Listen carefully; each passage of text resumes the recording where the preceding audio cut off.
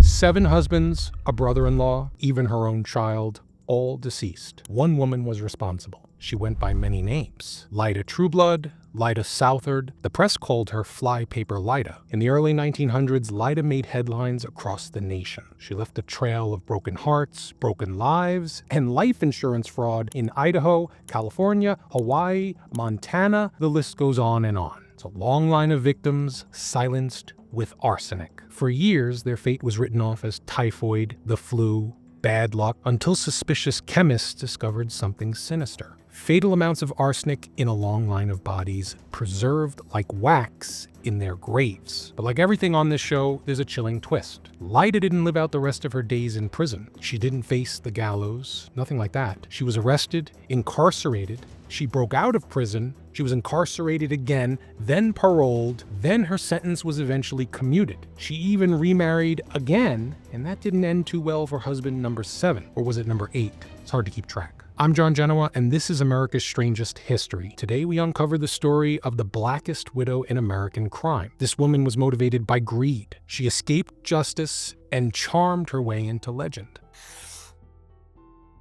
Lyda Ann Trueblood was born on October 16, 1892 in Keatsville, Missouri, and she grew up on a farm in a devout Christian household. Now, like so many women in her time, her early years looked kind of simple and ordinary. But ordinary beginnings can often hide extraordinary crimes. At just 19 years old, Lyda married Robert Dooley. He's a farmer in Twin Falls, Idaho. On the surface, it was a normal small-town marriage. They even had a daughter, Lorraine. But what happened next would set the pattern for the rest of Lyda's life. Robert's brother, Edward Dooley, also lived with them. And strangely enough, Lyda convinced both Robert and his brother Edward to take out life insurance policies, naming her as the sole beneficiary. Now that decision was about to turn deadly. In 1915, Edward Dooley passed away rather suddenly. His death was attributed to typhoid fever. Only weeks later, Robert himself caught typhoid and also passed away. Within months, their 2-year-old daughter Lorraine followed. Another tragic case of typhoid.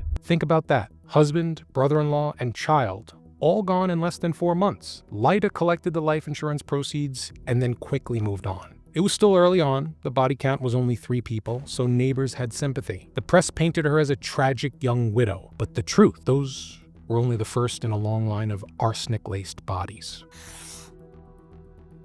After the demise of her first husband, his brother, and her own child, Lyda didn't waste time. Less than 2 years later, she remarried. Her second husband was William G. McAfee, a cafe owner and the son of a wealthy Tennessee farmer. On paper, he looked like a safe bet. He was stable, respected, comfortably insured. They married in June 1917, but by October 22, 1918, William was gone. Doctors at the time said he succumbed to influenza or diphtheria. This wasn't unusual in an era when the 1918 flu pandemic was devastating the world. But here's the catch. William carried a healthy life insurance policy. And just like before, the sole beneficiary was Lyda. By the spring of 1919, Lyda was married again. Her third husband, Harlan C. Lewis, was a car salesman and a mechanic from Montana. Now, their marriage lasted just 4 months. His death certificate listed gastroenteritis, an intestinal disease, as the cause of death. Once again, Lyda collected on his insurance. The bodies were piling up, a common thread. Each man insured,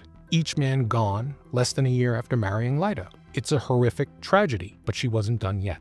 On August 10, 1919, Lyda walked down the aisle for the 4th time. She married Edward Meyer, a ranch foreman she met back in Twin Falls. Now, the very next day, after her wedding, Meyer took out a massive life insurance policy at Lyda's request. The amount? Double what Lyda collected for her previous husbands. Got that? Coincidentally, just 15 days later, Meyer suddenly took ill with typhoid. Now, he lingered in the hospital for 2 weeks, with Lyda playing the role of the devoted wife at his bedside. But on September 7, 1919, he passed away, leaving Lyda with another jackpot insurance payout. Now, by this point, the insurance companies were beginning to whisper. Took long enough, right? Too many policies, too many sudden deaths. The tragic Widow Act was starting to wear thin. Lyda was looking suspicious. And as it turned out, someone very close to the case was about to start asking questions. Questions that would unravel Lyda's entire deadly career.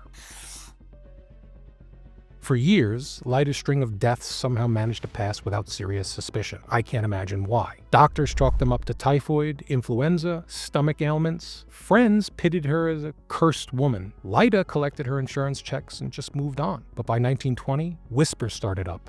Too many husbands, too much money changing hands, too many funerals following the same script. The real breakthrough came from someone with a personal stake in the story, Earl Dooley. He was a Twin Falls chemist and a relative of Lyda's very first husband, Robert Dooley. Earl watched husband after husband meet the very same fate. Lyda left a wake of tragedy wherever she went. When her fourth husband, Edward Meyer, collapsed and passed, Earl decided enough was enough. Together with another chemist and a physician, Earl began to investigate. They went back to the beginning, to the men whose deaths were written off as typhoid, influenza, and gastroenteritis. The bodies were exhumed, and what they found shocked everybody. Arsenic. Not just traces, fatal doses. So much arsenic in the tissue that the bodies were unnaturally preserved. They were embalmed by poison. This wasn't an epidemic. This was calculated evil. The evidence was turned over to Twin Falls County prosecutor Frank Stephan, who launched a full-scale investigation. Now, one by one, the puzzle pieces began to fit. Husbands were insured for thousands of dollars. Policies named Lyda as sole beneficiary. A chain of sudden illnesses that mimicked natural disease. And now, scientific proof. Arsenic in their remains. When authorities confronted Lyda, she didn't wait around. She packed up and fled Idaho. But the law wasn't far behind. Investigators tracked her across western states and eventually all the way to Honolulu, Hawaii, where Lyda was living in comfort. She married.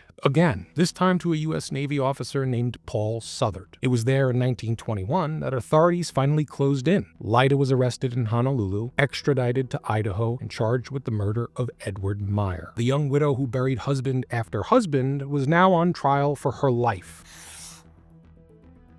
By the summer of 1921, the case of Lyda Trueblood, now going by the name Mrs. Paul Southard, was front-page news. Reporters called her Lady Bluebeard. I had to look this one up. Bluebeard is a mythical feature who did away with spouse after spouse, just like Lyda. She also earned the nickname Flypaper Lyda after prosecutors alleged she extracted arsenic from common household flypaper to lace her husband's food and drink. Her trial began in Twin Falls, Idaho, and it drew national attention. Courtrooms were packed. Newspapers wired updates across the country. The public couldn't get enough of the woman who married, insured, and buried her way across the West. Prosecutors focused on the death of Edward Meyer, that's Lyda's fourth husband. They argued that just 15 days after marrying him, she'd already taken out a massive life insurance policy, and within weeks he was gone. The star witness was state chemist E.F. Rodenbaugh. On the stand, he testified that tests on Meyer's tissues revealed 5 full grains of arsenic. Now, for perspective, that's more than enough to finish off multiple people. To drive the point home, he explained that the poison preserved Meyer's body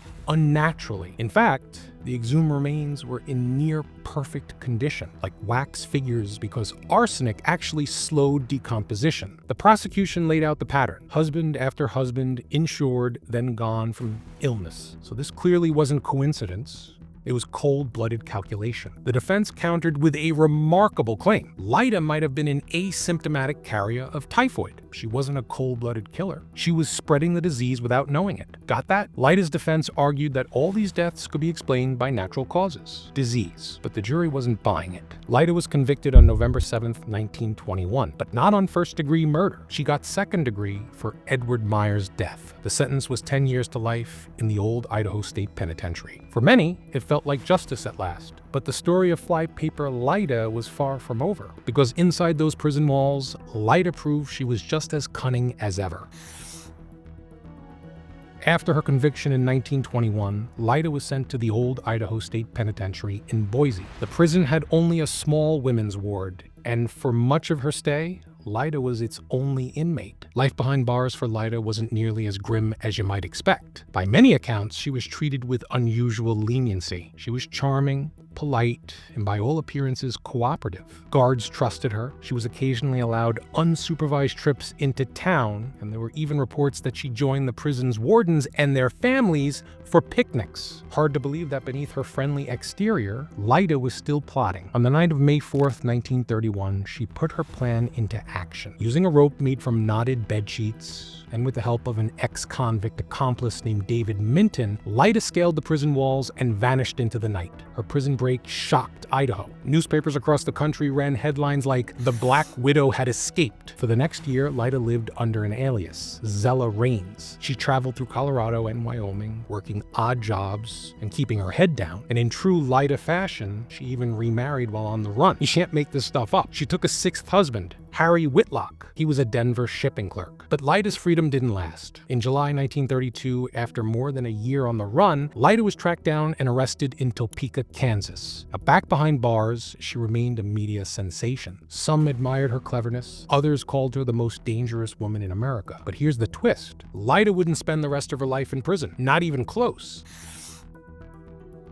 When Lyda was hauled back to the old Idaho State Penitentiary in 1932, many assumed this would finally be the end to her story. I mean, surely now, after multiple dead husbands, a trial, a prison escape, she'd spend the rest of her life behind bars, right? Not so much, because Lyda Trueblood always managed to bend the rules. Back in prison, she was again treated far better than the average inmate. She kept a spotless record. She charmed the guards, the officials. Lyda earned privileges most prisoners could only dream of. Then, in October 1941, 20 years after her conviction, Lyda was unexpectedly paroled. 1 year later, in 1942, her sentence was fully commuted. The woman who had once been called the most dangerous woman in America was now a free citizen. God bless the American justice system. Lyda didn't waste time. She remarried again, this time to Hal Shaw, a wealthy man from Oregon. Later accounts reveal that Shaw mysteriously disappeared not long after they were married. Now, some have suggested that the marriage simply ended in divorce. Either way, history gets a little hazy here, but the pattern is disturbingly familiar. By the 1950s, Lyda moved to Salt Lake City, Utah. She lived quietly, working as a housekeeper. She kept a low profile and avoided the headlines. On February 5th, 1958, Lyda collapsed while carrying groceries to her employer's home. Her story was cut short after a heart attack at the age of 65. Now, no prison cell, no justice for the bulk of her victims. Just an unremarkable end to one of the most remarkable and deadly criminal careers in the early 20th century. Lyda Trueblood's story is more than just a tally of deceased husbands. It's a portrait of how charisma,